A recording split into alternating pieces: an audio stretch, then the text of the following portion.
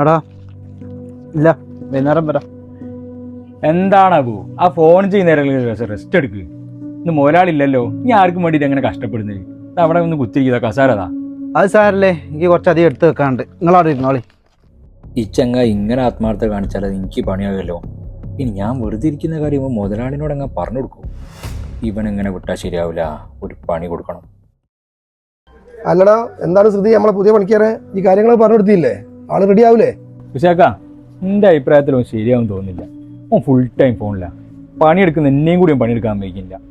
നമുക്ക് ഒരാഴ്ചയും കൂടി നോക്കാം. വിശാഖ, എൻ്റെ സാലറി അയച്ചാൽ എന്തോ തെറ്റിപ്പോയിക്കുന്നു. 5000 റുപ്യ അധികം ഉണ്ടല്ലോ. 5000 രൂപ അധികം ഉണ്ടല്ലേ? അത് തെറ്റി അയച്ചൊന്നുമില്ല, ഞങ്ങൾക്ക് അധികം അയച്ചാണ്. ഞങ്ങൾക്ക് പുതിയ പണി സെറ്റ് ആകുന്നത് വരെ ചെലവിന് പൈസ ആവശ്യമുണ്ടല്ലോ, അങ്ങനെ അയച്ചാട്ടോ. പുതിയ പണിയോ? മനസ്സിലായില്ല. അപ്പോ ഒന്ന് കൊടുവാ, ആ വീഡിയോ ഒന്നുകൂടി കാണിച്ചിരിക്കും.